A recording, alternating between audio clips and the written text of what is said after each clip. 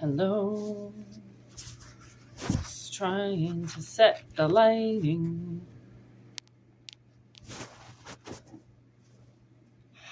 Perfect. Hello, everybody. Hello. Welcome to the channel. We're going to get what's cracking here real quick. I feel like that was some interference. That was interference. There we go, Aries. 4th house. Jupiter.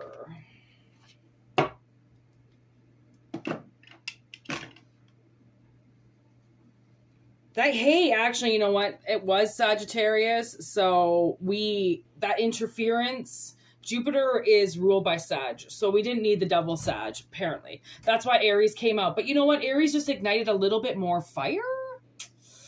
I wonder why the Emperor's got to put it down. And then with this 4th house...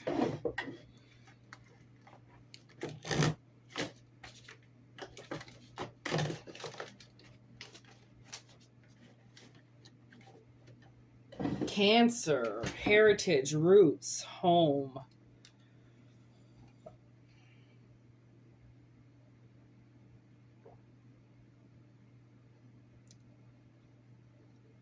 Ooh, your home could be expanding. That's a big message I'm getting right now. So I'm getting like expansion and growth. And then Aries energy would be that Emperor energy. Okay, and then with Cancer is the Chariot and moves everything forward. Oh, how bizarre, how bizarre. I just got that song in my head. Oh my God. When's the last time you heard that song? Ooh, baby, you're making me crazy.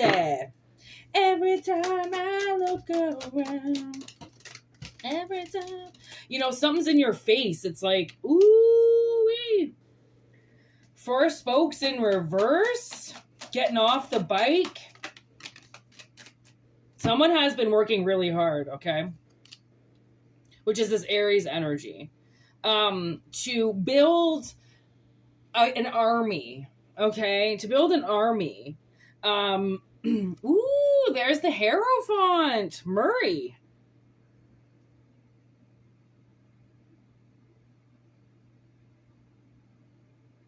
That's all Murray wanted was corn dogs. Murray is such a unique character, okay? Murray, for one, he's fluent in Russian, okay? He's black belt karate. He has always been the person in the community that dabbles into the unknown.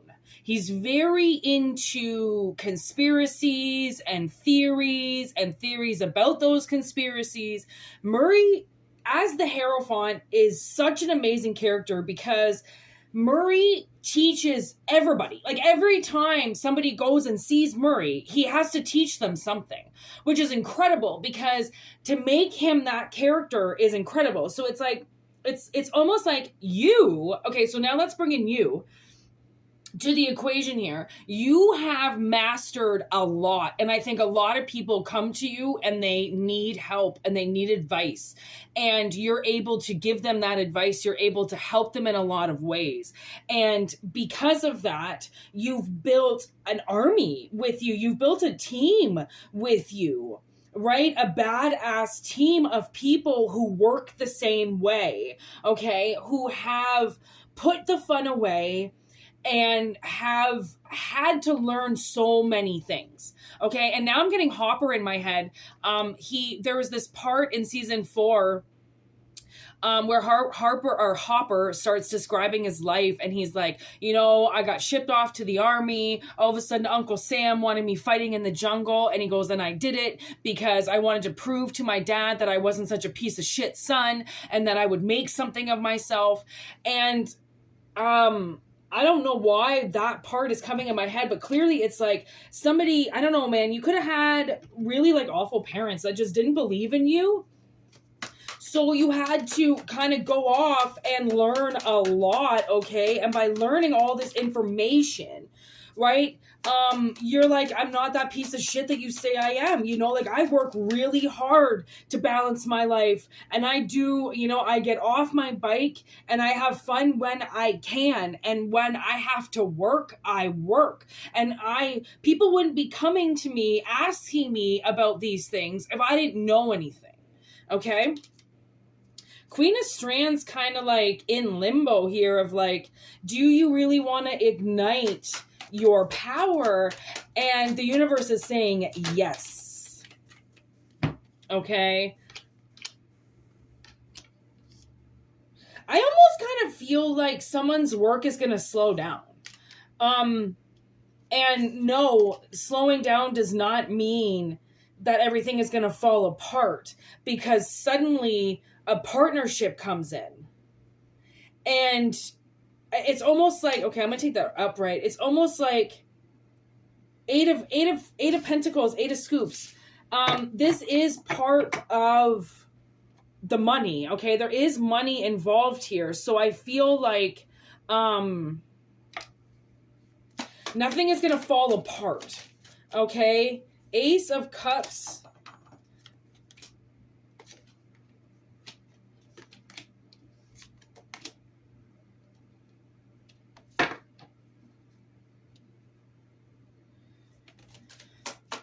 So from the looks of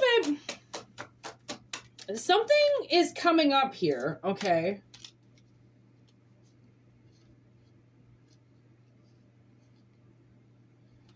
It's like, I don't know if this is a partner for somebody.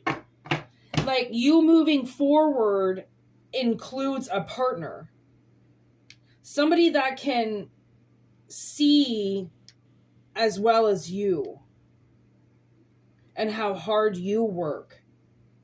And they aid to your life. And I think that maybe, like, some of us are going to see this coming and some are not going to see this coming. Okay, because it's all about how you see signs.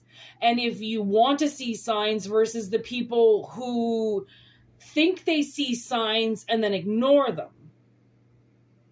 Because it's almost like sometimes people don't want to fight to decode things, right? They just want it to say it. You know, they just want this sign that just tells them flat out what the answer is. But unfortunately, that very rarely happens. And when it does happen, it has to be a very sensible, easy question. Not so much easy, but I mean, the complexity has to be easily definable in order to get a question that could possibly already be written in stone somewhere as your answer for that particular moment in time. Okay? Like, for instance, I was in California, lost, staying with my aunt. My sister was having this breakdown after her divorce. Her son just got killed by her ex-husband. She's losing her mind, and I'm trying to see signs. I'm trying to see that this is where we're supposed to be and we're okay, because this is what was supposed to happen. And sometimes you got to hit the bottom of the barrel to really see everything from a different perspective. And I would find these little words along the way that would match up with songs at the time that were playing on my iPad a lot, that were going like, pay attention, pay attention, pay attention. Why do I keep playing this song? You know, like, it's like my phone was talking to me, you know, because once you open up that channel, plus I was in Mount Shasta. I had just read about Mount Shasta, and apparently it's a very magical place, and that's where my aunt lives, or lived. I don't think she lives there anymore, but so I spent a few weeks there, like in the fucking mountains, in Shasta, in the woods, experiencing this place of time where they say is connected to, you know, this place and time that sunk and doesn't exist anymore. Okay. And it's like, maybe and the knowledge that came in when I was on this journey, like clearly there are people on journeys, okay? And you're trying to speak to your soul, okay? You're trying to connect. You're trying to, people go to Mount Shasta to open up their third eye, to see aliens, to experience life. I stumbled upon that place because my sister and I were lost. And she was called there. She told me she was called to live in Mount Shasta. And most people who live there are called to live there. Where you live, okay, if you have left, if you have journeyed, wherever you are supposed to be there, okay, in this space and time, okay? And everything around you is happening energetically speaking, okay? Everything is coming alive and you're connecting to everything. And everything is becoming louder and bigger and brighter to you. So when you're on this path and you're not getting that answer, okay, it's distracting you and it's throwing somebody off because they want to see it. But the thing is by not seeing it, you're seeing it, because there isn't a clear-cut explanation other than the fact that your mind is trying to tell you something that you're trying to see in 3D. But there's this whole other world that exists, like what they think in Mount Shasta. Oh my God, there's the connection, right? It's like there's this whole other world and somebody has to get into that world, okay? And that's why either you see it coming or you don't, because if you're in the world, then you're going to see what is happening, because it's not happening in front of you. It's happening around you and you are a part of it. Okay. And we go on these weird, strange, awful missions that we have to experience. Okay. So then we get the people around us that we need, okay, to help us get through it. Right? Like if you were stuck in a town and the only way to get out of the town is to learn all the secret ways out, well, then you're going to have to connect with people, right? You're going to have to talk to people and get to know people and get a job and get out there to secretly find out where all the escape routes are, right? Like without connections, okay, we can't complete our mission. Because it's through those connections and through that touch and through that communication that we're then open to our next door and our next experience. Okay, so this next part of you slowing down, but yet everything building around you, okay, is not to falter you. It's actually to do the opposite. Okay, it's to actually help you see better on what you're really supposed to be almost defending, standing up against. Like, you in this world need connection. And when somebody tries to stop you from that, or when you try to stop yourself from that, and you only want to stay and you don't want to go out, that blocks you from connections, that blocks you from movement, right? And that's the same with money. You have to keep your money moving. You have to keep yourself moving. You have to keep your mind moving. You have to keep your imagination going, right? You have to keep yourself afloat. Okay. And that's why it's like an exchange of experience. Okay. I can keep hearing that song. It's a Kate Bush song, called Running Up That Hill, and let's exchange this experience. And I feel like that's what's happening. This is your fate. Literally. Okay. This is what you were destined to drive towards. I mean, the car is right there. Okay, you were supposed to learn everything. This is actually quite an exciting time for you. Okay. Devil. And it's like the devil.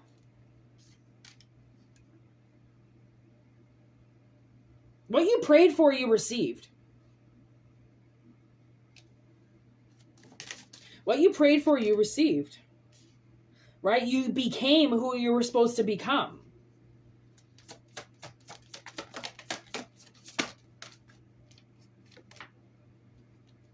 And the thing is, oh wow, you might be shocking to quite a lot of people when they see you. I'm not gonna lie. Right? The experience in which you survived is shocking in itself. Okay? And the fact that you became what you always knew you were, which is a Hierophant, which is somebody who's very very knowledged, very informed. People come to you to seek refuge. Okay? You're something also, though, that haunts people. Because you scare people. And that's honestly, I like that. I like that you scare people. It's not like I'm getting off on it or anything, but it's like people need to fear you so then you stay safe. I just looked up and there is a spider. Oh my God, it's actually moving right now. There's a spider that made a web up here just beside my altar, and it's moving, which I thought it was just a speck kind of hanging there until it started moving. And like normally a spider would scare somebody, right? And this thing is like the size, it's not big at all. There's nothing even here that's the size of it other than like maybe the end of this air plant. Okay. It's so tiny, but it's like, this scaring people, okay, is a good thing, because the ones who are confident, that aren't set out to mess with you, see your confidence and see your radiance and are like fucking badass. I'm so happy you're here. People who fear you, people who are full of shit, people who are lying, right, will fear you because you are a lot of what society needs, but yet doesn't have the balls to become, doesn't have the confidence to become. Most people don't have the confidence to naturally be themselves and to not care what others think. A lot of people care, like they care what their neighbors think about them. They care how the people at work look at them. They care. And other people, don't, because it's not a competition. Right? The ones who are in competition are the ones that I almost think that are helping you now move forward, because it's your haters and it's your people that fear you help grow your confidence.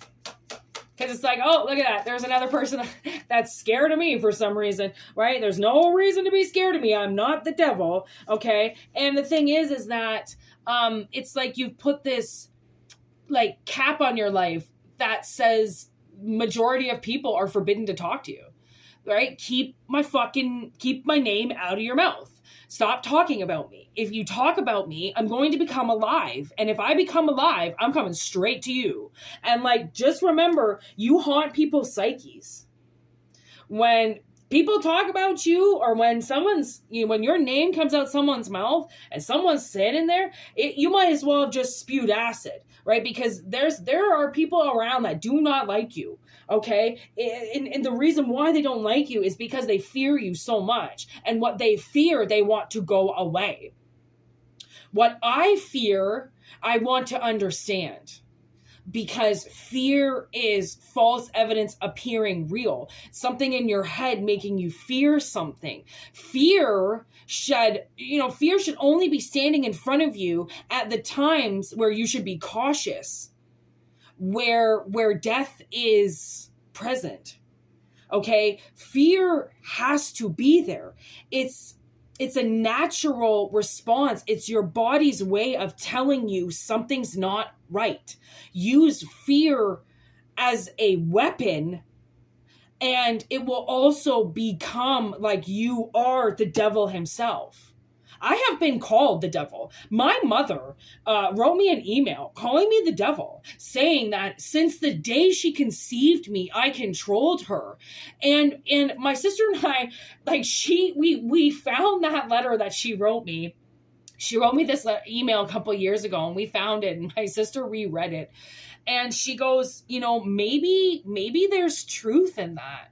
And I went, what the heck do you mean? I controlled her. And she goes, well, think about it. The last 3 digits of my, of something I was given, okay, is 666 at birth, okay? And with my mother saying I controlled her since birth, I don't think that there's a whole lot of falseness in that statement. It was really hard to read that when I first got that email, but now rereading it as a more confident individual, I kind of feel like maybe I am the devil. How do I know I'm not? I mean, when people look at me, I was walking in this parking lot, okay, and bumfuck nowhere, getting a burger on the side of the road, and I was walking towards this trail. This woman pulled in her little fucking SUV, took one look at me, and was terrified. She looked me dead in the eyes. She stared at me. Her jaw dropped. She reversed her car and she pulled out so fucking fast. My sister turns around. She's just ordering the burgers and paying for them. She turns around. There's all this dust everywhere. And she's like, what the fuck was that? And I go, this lady just pulled in, took one look at me and was fucking terrified. And then my sister said it again. Maybe you're the devil. And I go, I don't know what the fuck I am sometimes to people. I don't know what they see when they look at me. Because I am a very loving person. But in my dreams, I kill people. You know, I've noticed there is a dark side and a light side to everyone. And they always show you the light side first. It's very hard to get them to expose that darkness in them. But trust me, you put me in front of them for 2 fucking minutes, I say one word they don't like, because I'm a psychic, and I'll fucking throw them into a mental rage. I've done it, oh man, numerous times over the years. Numerous times. By saying words like greedy, selfish. It's usually greedy and selfish. And that just throws people into a rage. My sister was with her ex for over 10 years and never saw him rage once.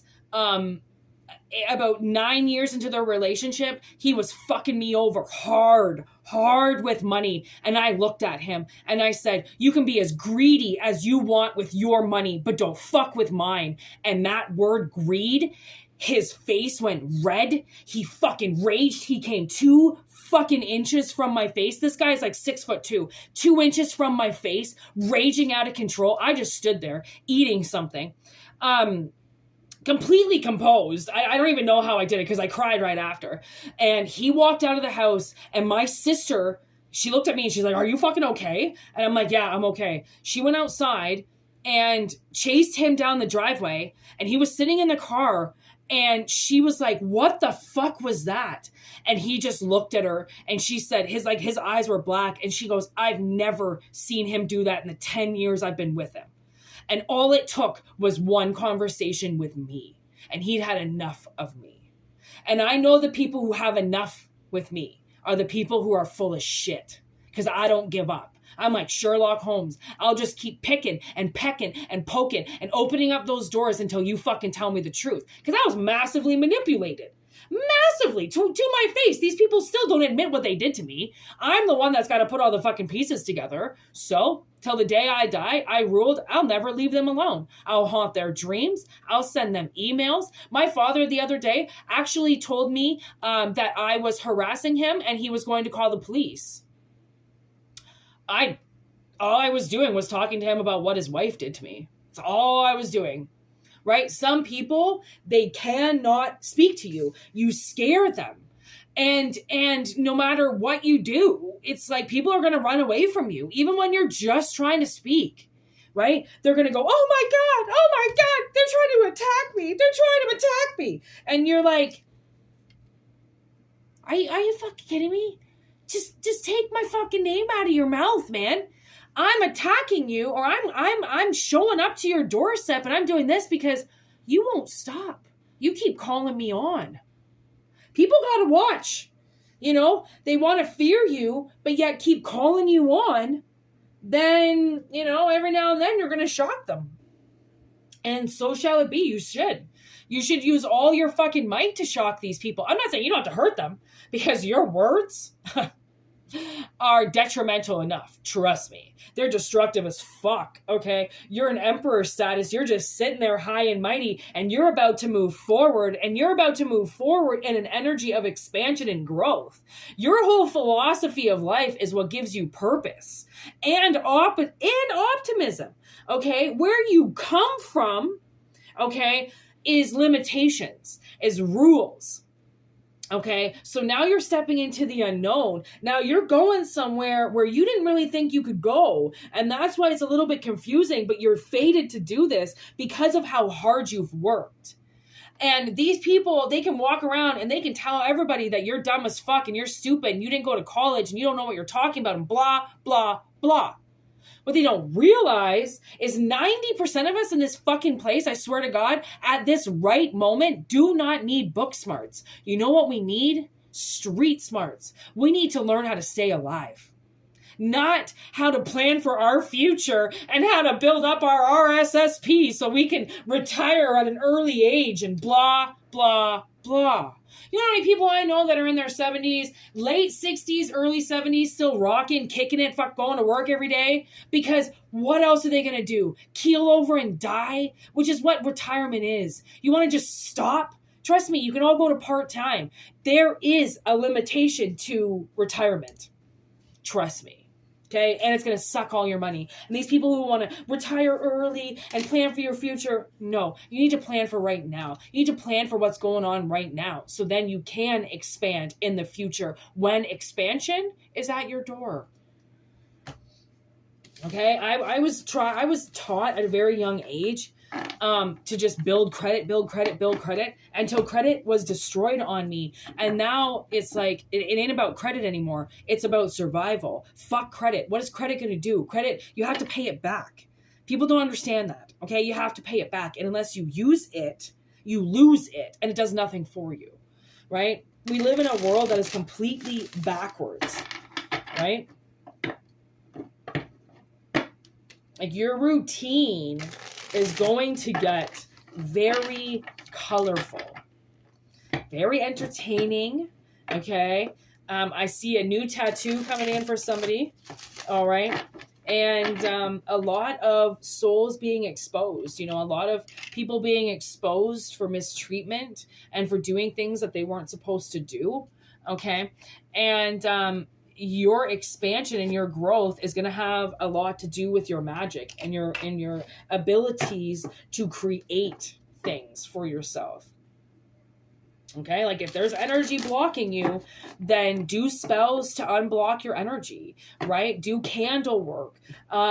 There's lots of things to look up on YouTube on how to remove curses and how to remove blocked stagnant energy and how to get your mind working again. Look at that, the woods. I was talking about how I always went into the woods, right? Like honestly, going into the woods and being in that energy is so powerful. It's so powerful and it's so needed sometimes. You know, if you feel like every now and then you're just like, oh my God, I got to go to the woods, just go, right? Just give yourself a little bit of time and breathe it in, and that natural air and all that cedar and that yumminess of fresh air, right? We need it. We need the connection below our feet. We need to breathe it in. We need to know that we're alive. We need to feel that we're alive, because a lot of us feel dead. A lot of us feel very limited in our space and our time here, and that's a lot to do with your mind and how to transition your mind out of that and out of feeling blocked, and how to feel like you're on the right track and that you're moving forward, and that this energy will evolve for you, because that's what energy does. It changes and it moves and it grows, and that's what it's supposed to do. So when energy is stagnant, you should often ask yourself, why would it be stagnant? Why is it not moving? Why is there no direction in your life? Well, it could be because somebody doesn't want you to have direction in your life. So, thank you for watching, everybody. And for personal readings, which I'm a little bit backed up in right now, whitneymoonshine@gmail.com. Okay, send me an email and we can certainly get your personal reading going. And yeah, thank you for joining the channel. And thank you for watching. And I really hope that it resonates. And then, peace out.